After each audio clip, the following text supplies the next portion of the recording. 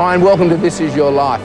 We're here in a Sydney shopping centre where tonight's guest of honour is signing copies of her latest album. She's been belting out tunes for 50 years and not even a brush with death could dampen her spirit. She's the lead singer of one of the country's most successful international groups. And after years, they're all back together again, having signed one of the biggest recording contracts in Australian music history. So, let's go and join the queue so we can do our surprise.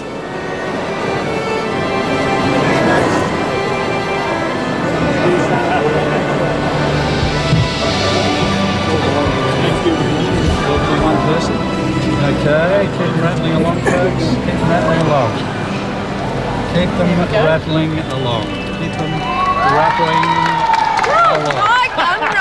You're kidding. I was just going to say. Judith Durham, This Is Your Life. That's ridiculous.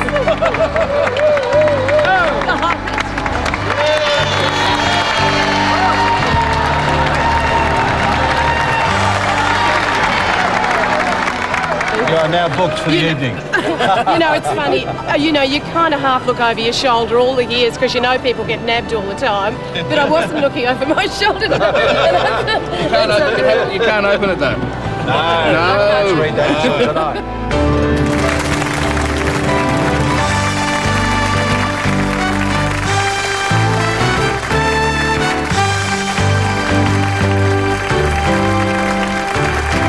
Ladies and gentlemen, Judith Durham.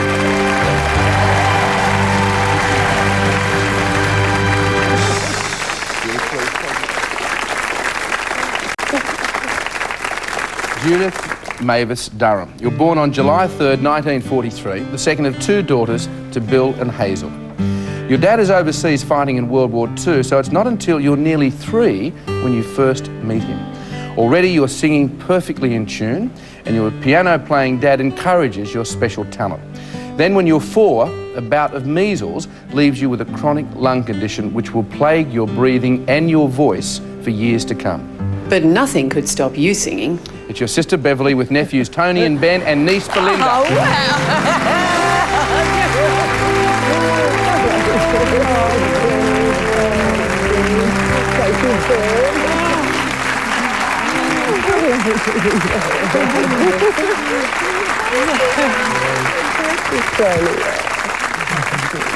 Beverly, was Judith that determined to sing? Absolutely, right from the word go. In fact, she said to me when she was 9 years old, I'm going to sing on all the stages around the world and I'm going to be famous. You're really Judith's only family, aren't you? Well, the closest family, we all are really, and we've been very close all our lives. We've shared music, and because I'm a singer as well. And I just want to say, you're such a wonderful sister. Oh, Bev. We've shared everything, haven't we?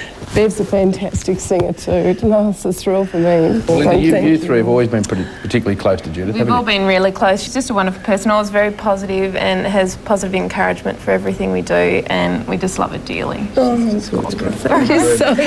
It's unreal. Musicians themselves.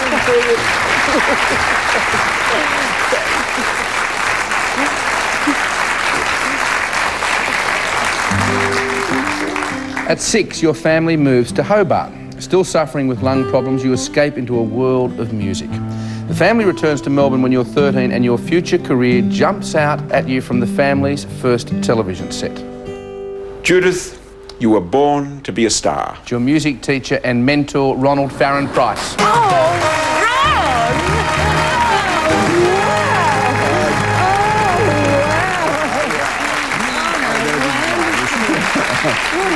Thank you. It's wonderful to be here.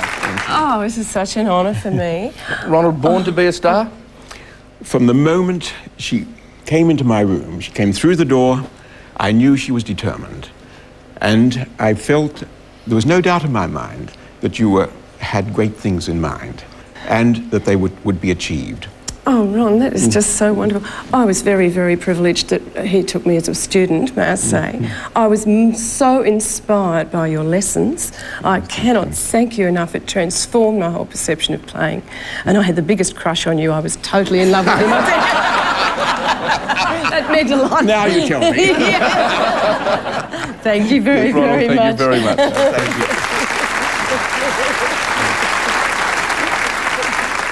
Judith, as a teenager, music and singing become the most important things in your life. You even take your sheet music to parties. In fact, you really always enjoy more singing than socialising, true? Oh yes, absolutely. Yes, I've always felt very insecure and shy. So yes, I mean, as a performer, I feel that I'm in my element, I suppose. Well, you set your sights then on being an opera singer because you're convinced you don't have the confidence to be a pop singer. And coming up after the break, Judith Durham and the Seekers turn the music world on its ear. But first, let's hear from one of your greatest fans. Judith, am I pleased to be talking to you today? How's that beautiful shiny hair of yours? I took your tips and have used your shampoo and the hairbrush you lent me. Remember that? Judith, I'm so honoured to be talking to you today because I remember those days when we met with Ron, and I remember going to the hospital with you, and I remember being so frustrated that Ron couldn't use his hands to play the piano. You just were the most extraordinary couple. And I always think about Ron, and I use him in many of my speeches about motor neurone disease and how difficult it must have been for him to come to terms with not being able to use his hands, although he knew the song in his head and his heart. Judith, I send you all my love, all the way from here, from the UK. I long to see you again soon, and I'm very sorry I haven't replied to my last letter. Lots and lots of love from us all, and we're with you always, as you know.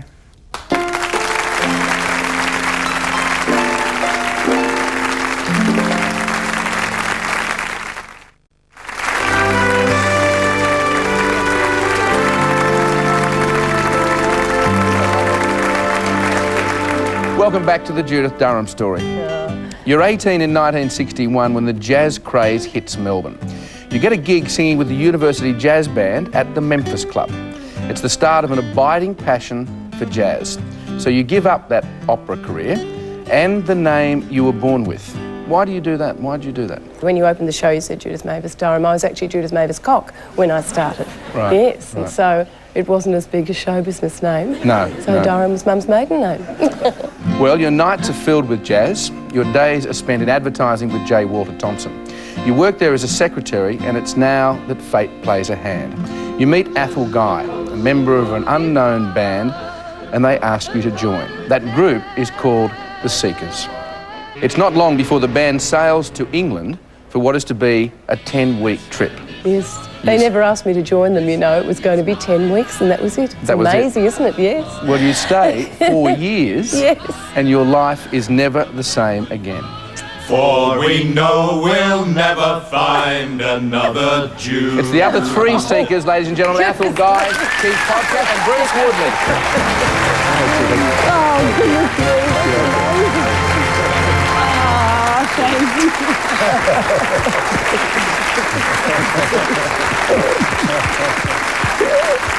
Oh, it's hilarious. Thank you so much. Now, you guys really are like a family, aren't you? Well, I guess we're like Judith's three big brothers, but you can imagine back in the 60s what a heck of a shock it must have been for her parents when she went home and told them that she was not only going overseas with one bloke they'd never met, but with three blokes that they'd never met. But they were fantastic. They just said, good luck and God bless you, you know. It's a great move. But we set out to be protective of her, but you know, sometimes we didn't quite get it right. You know, like that first time when we did that television show when they didn't realise that the Seekers actually were not four men, and they had us all in the one dressing room together. Did they? You know, so. Yes, they discovered, of course, there was a lady in the group had to find a dressing room, and they gave Judith Tom Jones' dressing room. The problem was they didn't tell Tom Jones. And here's Tom bursts in while Judith's in various stages of undress, and the poor girl died a million deaths. That's what gave rise to one of his hits, What's New Pussycat? Guys, thanks very much. Thanks so much.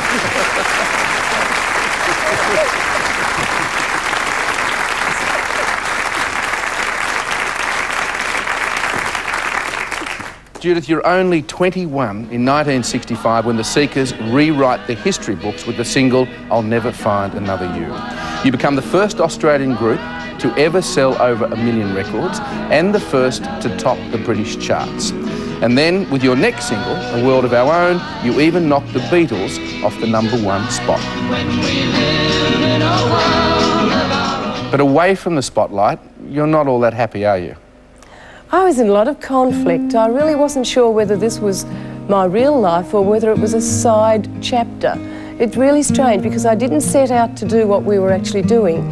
My path in life was very confused all through that time, so I didn't really allow myself to enjoy it perhaps to the fullest extent. Well, meanwhile, the Seekers' reign continues when the single The Carnival Is Over tops the charts.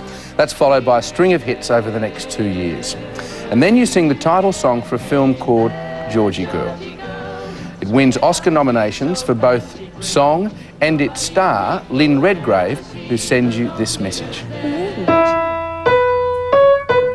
Oh, Judith, do you recognise that tune? My goodness, can you believe that it's 30 years ago that I came to see you and the Seekers at the Talk of the Town, and I was told that you were going to record the song for Georgie Girl, which was then this little nothing black and white movie that nobody thought would do anything.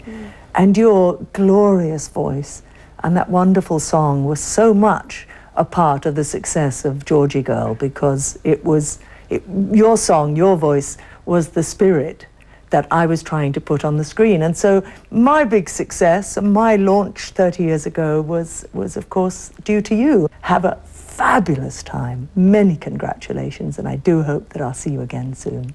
Bye for now. Isn't that lovely?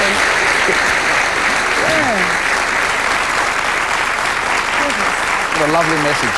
Fantastic. Around this time, you start writing songs, and you form a very close bond with songwriter David Riley. Together you write 19 songs, one of which is Colours of My Life, which becomes a classic in later life, doesn't it? Yes, it does. I mean, not only my biography is called Colours of My Life, but people really seem to love the song still, even though it wasn't a hit or anything. So it's a great thrill. Graham Simpson wrote my biography in recent years. Well, by the late 60s, the Seekers are Australia's most successful international group ever. You're then jointly named Australians of the Year for 1967. That same year, you play to the largest concert crowd ever recorded. 200,000 people turn out to see you all play at the Myer Music Bowl.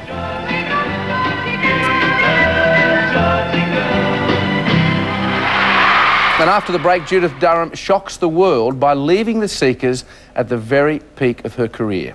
But first, a couple of mates. You were marvellous, you, Mob. Just great. With that wonderful voice of yours, anchoring there and everybody blending in so beautifully, created a sound that has not been heard since. A wonderful sound. And it's just delightful to be able to pay tribute to you tonight. Hope you have a wonderful evening. See you. Continued success to you. We absolutely adore you and respect you, and have a great, great night, Judith. See you really soon.